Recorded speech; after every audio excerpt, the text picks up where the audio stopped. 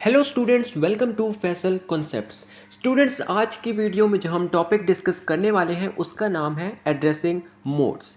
Embedded system में हमारे पास या 8051 में हमारे पास दो तरह के एड्रेसिंग मोड्स होते हैं, इमीडिएट एड्रेसिंग मोड्स और रजिस्टर एड्रेसिंग मोड्स। राइट, तो सबसे पहले हम देख लेते हैं कि हमारे पास एड्रेसिंग मोड्स क्या चीज़ होते हैं, उनको हम देख लेते हैं। अब यहाँ पर देखें कि सीपीयू जिस वे में डाटा को एक्सेस करता है उसको हम कहते हैं एड्रेसिंग मोड।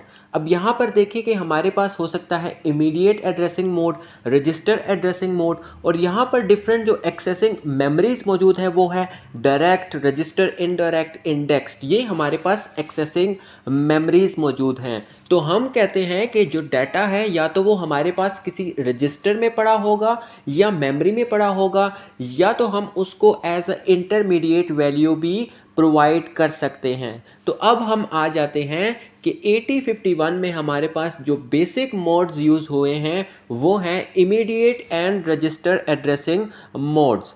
तो सबसे पहले अगर हम बात कर लेते हैं इमीडिएट एड्रेसिंग मोड की, तो उसका जो हम सिंटैक्स अगर देख लेते हैं तो हम कहते हैं कि मूव डेस्टिनेशन। अब जहाँ पर हमने वो वैल्यू मूव करनी है, सोर्स और कहाँ से वो वैल्यू मूव करनी है, तो इस तरह से हम इसका जो सिंटैक्स है वो लिख सकते हैं। राइट, अब नेक्स्ट हम अगर इसकी एग्जांपल देख लेते हैं तो यहाँ पर आपने देखना है कि मूव ए। अब एक्यूमुलेटर में आपने मूव करना है। अब मूव ये ऑपरेशन है, ए कहाँ मूव करना है, एक्यूमुलेटर में आपने मूव करना है। और क्या वैल्यू आपने मूव करनी है, सोर्स आपने बताना है, दैट इज़ 25H। तो अब 25H आपकी एक्यूमुलेटर के अंदर मूव हो जाएगी। अब मूव ऑपरेशन मूव है, ये मूव, अब देखें मूव के सारे ऑपरेशन है। सबसे पहले आपकी डेस्टिनेशन आ जाएगी और नेक्स्ट आपके पास आ जाएगी जो वैल्यू आपने वहाँ पर लोड करनी है। तो ये हमारे पास हो जाते हैं इमीडिएट एड्रेसिंग के एग्जाम्पल्स। अब यहाँ पर आप देखें कि देख सकते हैं कि अब एक और एग्जाम्पल है कि we can use EQU directive to access immediate data. अब इसमें क्या होता है कि अब जो है ना, आप कोई डिफरेंट एस्की कोड्स, अब अगर लेट सपोज हमारे पास अमेरिका जो है एस्की कोड, हम कहते हैं कि यहाँ पर है वो 200H। तो अब डायरेक्टली जो है ना हम एस्की कोड्स भी यहाँ पर मूव कर सकते हैं। बस बेसिकली हम यहाँ पर जो एड्रेसिंग मोड्स डिस्कस कर रहे हैं, एड्रेसिंग इमीडिएट एड्रेसिंग मोड और रजिस्टर एड्रेसिंग मोड, उनका डिफरेंस आपको अंडरस्टैंड करना है। अब नेक्स्ट अगर हम आ जाते हैं रजिस्टर एड्रेसिंग मोड्स, तो फिर क्या है कि हम रजिस्टर्स को यूज़ करते हैं, रजिस्टर से वैल्यू लोड करते हैं इनटू द अदर डेस्टिनेशन। यहाँ पर अगर हम देख लेते हैं तो रजिस्टर 0 से हम मूव कर रहे हैं टू द एक्यूमुलेटर, फिर रजिस्टर 2 में एक्यूमुलेटर के कंटेंट्स डाल दिए, रजिस्टर 5 से और 7 से फिर हमने, और अब देखें यहाँ पर एक्यूमुलेटर में R2 के कंटेंट्स डाल दिए, फिर एक्यूमुलेटर में जो पड़ा हुआ है कंटेंट उसमें रजिस्टर 5 के कंटेंट्स ऐड कर दिए, फिर एक्यूमुलेटर में जो कंटेंट पड़ा है उसमें रजिस्टर 7 के कंटेंट्स ऐड कर दिए, और जो रिज़ल्ट था वो हमने मूव कर दिया R6 में एक्यूमुलेटर से। राइट, तो इस तरह से हम रजिस्टर एड्रेसिंग मोड को यूज़ करते हैं। अब यहाँ पर देखें कि ये कहता है the source and destination registers must match in size. मतलब कि आपका जो सोर्स और डेस्टिनेशन है उनका साइज़ इक्वल होना चाहिए। राइट, अब यहाँ पर देखें कि अब अगर आप DPTR में एक्यूमुलेटर से कोई वैल्यू मूव करना चाहते हैं तो इनका साइज़ इक्वल नहीं है, तो ये आपको एरर देगा। और रजिस्टर टू रजिस्टर भी आप मूवमेंट डाटा की नहीं कर सकते, अगर आप करेंगे तो वो आपको एरर देगा। अब कहता है कि accessing memory using various addressing modes. अब अगर आप 8051 में मेमोरी को एक्सेस करना चाहते हैं, यूजिंग डाटा को एक्सेस करना चाहते हैं जो आपके रैम या रजिस्टर के अंदर पड़ा है, यूजिंग डायरेक्ट और रजिस्टर इनडायरेक्ट एड्रेसिंग मोड्स, तो वो आप किस तरह से कर सकते हैं। पहले अगर हम बात कर लें डायरेक्ट एड्रेसिंग मोड की, तो उसमें हम कहते हैं कि जैसे कि हमने पहले बात कर ली कि 8051 के पास 128 बाइट का रैम होता है जिसमें एड्रेसेस असाइन होते हैं from 00H to 7FH। Right, अब रैम लोकेशन जो है हम कहते हैं कि 1FH जो है वो 00 से 1FH तक असाइन किए जाते हैं रजिस्टर बैंक को और स्टैक को 32 तक, राइट, जिसकी वैल्यू 32 है। नेक्स्ट हम अगर बात कर लेते हैं, कुछ और लोकेशंस यहाँ पर दिए गए हैं कि 20H से 2FH तक हमने ये सेट असाइड किए हुए हैं, जो कि बिट एड्रेसेबल स्पेस है जहाँ पर हम सिंगल बिट डाटा सेव करते हैं। अब लोकेशन 30H to 7FH की बात कर लें तो यहाँ पर हम बाइट साइज डाटा जो है वो स्टोर करते हैं। अब ये जो है थोड़ा सा इसका इंट्रोडक्शन है। यहाँ पर हम कहते हैं कि हमारे जो 128 बाइट्स है रैम के, उसको हम डायरेक्ट एड्रेसिंग मोड से तो एक्सेस कर सकते हैं, लेकिन इसको हम अमूमन यूज़ करते हैं जो रैम लोकेशंस है 30 to 5FH, उसको एक्सेस करने के लिए हम यूज़ करते हैं डायरेक्ट एड्रेसिंग मोड को। अब इसको हम क्यों यूज़ करते हैं? क्योंकि हमारे पास जो रजिस्टर बैंक लोकेशंस हैं वहाँ पर हमारे पास अब देखिए कि जो रजिस्टर नेम्स हैं 0 to 7, हमारे पास रजिस्टर बैंक लोकेशन में कोई भी ऐसे सच नेम के रजिस्टर नेम्स नहीं होते हमारे रैम लोकेशंस के लिए, तो इसीलिए जो है हम उनको एक्सेस करते हैं रजिस्टर नेम से, राइट, क्योंकि रैम लोकेशंस पे इन नाम का कोई नहीं होता, तो हम उन्हें डायरेक्ट एड्रेसिंग मोड से एक्सेस कर सकते हैं। अब यहाँ पर अगर हम बात कर लेते हैं कि हम डायरेक्ट एड्रेसिंग मोड की एग्जांपल अगर ले लेते हैं, तो अब यहाँ पर देखें कि register bank locations are accessed by the register names.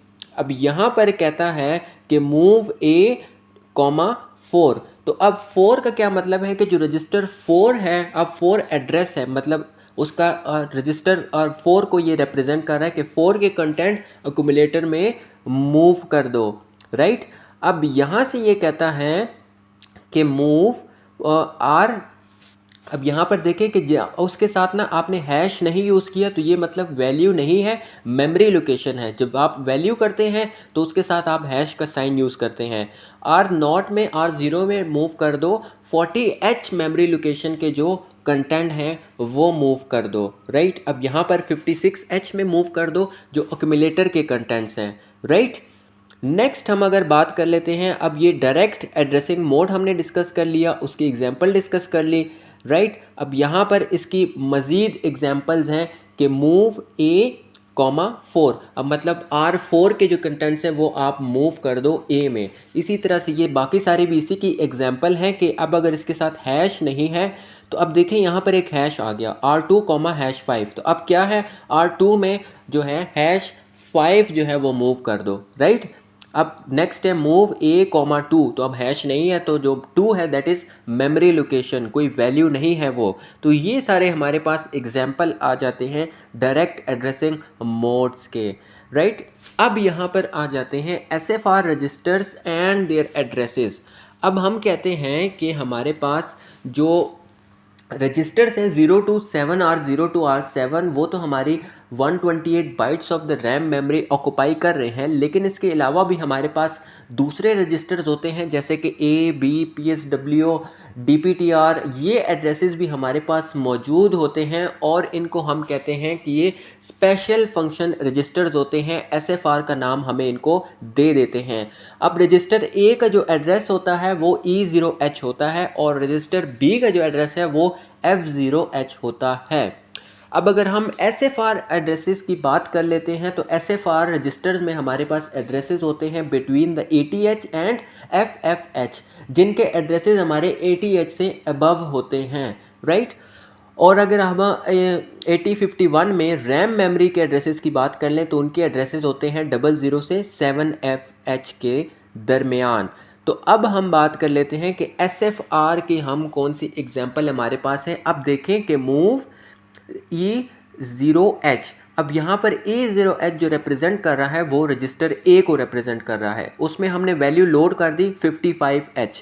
अब ये इसको हम इस तरह भी लिख सकते हैं कि मूव A, अब A रजिस्टर को हमने रिप्रेजेंट किया था SFR रजिस्टर से E0H, राइट। अब अगर हम रजिस्टर B की बात कर लें तो मूव B, और B को रिप्रेजेंट कर सकते हैं 0FOH से। तो अब क्या किया है कि R0 के कंटेंट डाल दो रजिस्टर B में, राइट। तो इस तरह से हम यूज़ कर सकते हैं रजिस्टर ए और रजिस्टर बी को रिप्रेजेंट कर सकते हैं हम SFR जो स्पेशल फंक्शन रजिस्टर्स में है उसको हम एक्सेस कर सकते हैं उनके एड्रेसेस से, राइट। अब यहाँ पर देखें कि हमारे पास के डिफरेंट जो स्पेशल फंक्शन रजिस्टर्स हैं उनके डिफरेंट एड्रेसेस हैं कि अब एक्यूमुलेटर के लिए हम यूज़ कर सकते हैं E0H जो ए रजिस्टर है, राइट। बी के लिए है F0H0 और प्रोग्राम स्टेटस वर्ड जो PSW है उसके लिए 0D0H। तो ये सारे हमारे पास डिफरेंट स्पेशल फंक्शन रजिस्टर्स हैं और उनके साथ उनकी फुल फॉर्म में नेम्स भी गिवन है और आगे उनके एड्रेसेस भी गिवन है। तो या आप उनको नेम के बजाय आप उनके एड्रेसेस के थ्रू भी एक्सेस कर सकते हैं। और ये आप देख लें कि हमारे पास कुछ और स्पेशल फंक्शन हमारे पास रजिस्टर्स हैं और उनके नेम्स और एड्रेसेस गिवन हैं। नेक्स्ट अभी हम देख लेते हैं। तो ये हमारे पास है कि आपने क्या करना है कि सबसे पहले आपने करना है कि write a code to send 55H to the ports 1 and 2 using their names. पहले आपने उनके नेम्स यूज़ करने हैं और फिर उनके एड्रेसेस यूज़ करने हैं।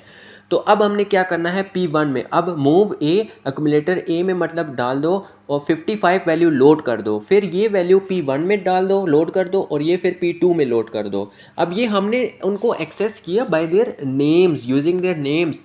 अब अगर हम अगर हम उसका एड्रेस यूज़ करते हैं और हम कहते हैं कि ए को रिप्रेजेंट कर दो A0H, तो हम उसने रिप्रेजेंट कर दिया उसके एड्रेस से। और अब अगर हम कहते हैं राइट कि अब P1 का जो एड्रेस है दैट इज़ 80H, उसको हमने रिप्रेजेंट कर दिया एड्रेस से। और P2 का जो एड्रेस है वो है A0H, तो हमने उसको भी रिप्रेजेंट कर दिया एड्रेस से। तो दोनों का काम सेम होगा, लेकिन एक में हमने उनके नेम से जो है एक्सेस किया और एक में हमने उनके एड्रेस से एक्सेस किया, राइट। अब नेक्स्ट हमारे पास हम अगर उसको डिस्कस कर लेते हैं स्टैक और डायरेक्ट एड्रेसिंग मोड्स को, तो अब यहाँ पर आप देख सकते हैं कि हमारे पास पुश और पॉप का कॉन्सेप्ट आ जाता है। एग्जाम्पल यहाँ पर अगर हम देख लेते हैं कि सिर्फ और सिर्फ हमारे पास जो डायरेक्ट एड्रेसिंग मोड होता है वो ही अलाउ करता है पुश और पॉप के ऑपरेशन स्टैक के ऊपर, राइट। एग्जाम्पल में देख लें कि पुश 5, अब क्या है कि R5 पे जो है ना वो स्टैक की जो वैल्यू है वो डाल देगा, push R5 onto the stack, register R5 को वो पुश कर देगा स्टैक में। पुश E0H, अब E0H क्या है, रजिस्टर A को पुश कर देगा, पॉप। अब पॉप करना है तो पॉप को अब जो है EF0H जो टॉप से जो है B को जो है ना वो पॉप कर देगा, राइट। तो इसी तरह से जो है ना आप पुश और पॉप के ऑपरेशन यूज़ कर सकते हैं, लेकिन सिर्फ और सिर्फ डायरेक्ट एड्रेसिंग मोड्स को यूज़ करते हुए, राइट। अब यहाँ पर आप देखें कि ये एक और एग्जांपल है कि आप पुश और पॉप के ऑपरेशंस को किस तरह से यूज़ कर सकते हैं। तो ये सेम वही आपका मैकेनिज़्म है, बस आपने अंडरस्टैंडिंग कर ली इस एग्जांपल के थ्रू जो मैंने ऊपर आपको समझा दी कि पुश और पॉप का क्या काम होता है। तो बाकी एग्जांपल आप खुद देख सकते हैं। अगर आपको कोई कन्फ्यूजन हो तो नीचे कमेंट बॉक्स में भी आप पूछ सकते हैं। नेक्स्ट हम आ जाते हैं रजिस्टर इनडायरेक्ट एड्रेसिंग मोड्स के। इनडायरेक्ट एड्रेसिंग मोड्स हम किस तरह से कर सकते हैं। अब यहाँ पर हम कहते हैं कि हम रजिस्टर को एज अ पॉइंटर यूज़ करते हैं इनटू द डाटा, और इस पर्पस के लिए हम सिर्फ रजिस्टर 0 और रजिस्टर 1 यूज़ कर सकते हैं, ठीक है। इसके लिए हम रजिस्टर 2 टू रजिस्टर 7 जो है वो यूज़ नहीं कर सकते, राइट। और यहाँ पर आप देखें कि हम अगर रजिस्टर R0 और R1 को यूज़ करते हैं तो हम उसको प्रिसीड करते हैं बाय द @ साइन, राइट। अब यहाँ पर एग्जांपल है कि मूव ए एक्यूमुलेटर में हमने कंटेंट्स मूव करने हैं, रैम से मूव करने हैं जो कि हेल्ड किए गए हैं R0 ने, राइट। यहाँ पर अब फिर है R1। अब हमने क्या करना है कि कंटेंट्स B के जो कंटेंट्स हैं वो मूव करने हैं इनटू द रैम जिसका एड्रेस हेल्ड किया गया है R1 से, राइट। तो ये आपके पास आ जाती है रजिस्टर इनडायरेक्ट एड्रेसिंग मोड की एग्जांपल आपके पास आ जाती है। अब नेक्स्ट हम देख लेते हैं कि एक और एग्जांपल शायद यहाँ पर दी गई है, ये यहाँ पर देख लें कि इसकी @ साइन यूज़ किया है। तो अब अगेन लेबल के साथ यूज़ किया गया है। हम कहते हैं कि यहाँ पर मूव @R1/A। तो अब क्या कहता है कि आप जो है ना एक्यूमुलेटर ए के कंटेंट्स मूव कर दो, लेकिन एक्यूमुलेटर में अभी कुछ भी नहीं पड़ा, तो जो R1 रैम की लोकेशन है वहाँ पर R1 के जो एड्रेस है उसको वो क्लियर कर देगा, राइट। तो ये आपके पास इनडायरेक्ट एड्रेसिंग मोड आ गया, राइट। नेक्स्ट अगर हम देख लेते हैं कि हमारे पास indirect register indirect addressing mode के कुछ लिमिटेशंस भी होते हैं कि R0 और R1 हमारे पास सिर्फ वो रजिस्टर्स हैं जो हम यूज़ कर सकते हैं as a pointer in register indirect addressing modes. जो R2 टू R7 है वो हम यूज़ नहीं कर सकते। अब हम कहते हैं कि हमारे पास जो R0 और R1 सिर्फ 8 बिट्स वाइड होते हैं, तो इनकी जो हम जब इनको यूज़ करते हैं तो जो हम इंटरनल रैम पे इंफॉर्मेशन को एक्सेस करते हैं वो काफ़ी लिमिटेड हो जाती है, क्योंकि अगर हमारे पास कोई स्क्रैच मेमोरी में कोई इंफॉर्मेशन पड़ी है तो हम उसको एक्सेस नहीं कर पाते, राइट। तो ये हमारे पास कुछ लिमिटेशंस आ जाते हैं direct register indirect addressing mode के, राइट। अब अगर हम बात कर लेते हैं indexed addressing mode and on chip ROM access की बात कर लेते हैं, तो यहाँ पर इंडेक्स्ड एड्रेसिंग मोड हम यूज़ करते हैं जब हमने एक्सेस करना हो डाटा एलिमेंट्स को लुकअप टेबल एंट्रीज़ में जो हमारे पास मौजूद होते हैं प्रोग्राम रोम स्पेस में 8051 के। मतलब कि जब हमने लुकअप फंक्शन यूज़ करना हो तब हम यूज़ करते हैं इंडेक्स एट एड्रेसिंग मोड। मतलब कि अमूमन हम ये जो है MS एक्सेल के अंदर या डेटाबेस के अंदर भी हम इसको यूज़ करते हैं।